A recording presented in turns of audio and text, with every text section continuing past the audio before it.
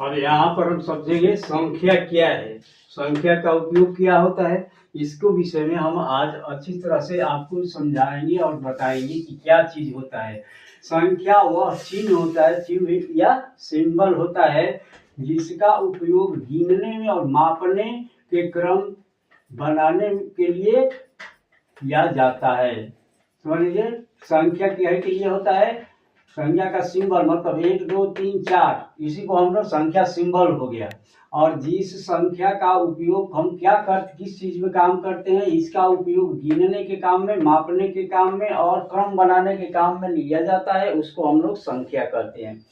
इसका उपयोग क्या होता है, तो गिनती गिनने में उपयोग किया जाता है, समय मापने में किया जाता है, दूरी मापने में किया जाता है, पैसा का हिसाब किताब करने में किया जाता है, विज्ञान में इसका उपयोग किया जाता है, साथ ही साथ इंजीनियरिंग में भी है इसको उपयोग किया जाता है। बहुत सारी ऐसी चीजें होती हैं जिसमें बिना संख्या का उसका कोई मतलब नहीं रह जाता, इसलिए संख्या बहुत ही जरूरी होती है और संख्या का उपयोग हम लोग करते हैं। इसका निष्कर्ष यह निकलता है कि संख्या गणित का आधार है।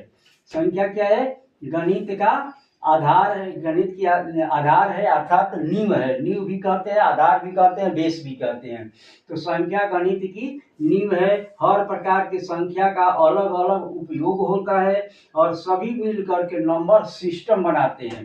क्या बनाते हैं, नंबर सिस्टम बनाते हैं। तो इस प्रकार संख्या का चिन्ह और संख्या का उपयोग और मूल्य, उद्देश्य, मूल्य, निष्कर्ष जो निकल रहा है यहाँ पर, इसको आप ध्यान में रखेंगे।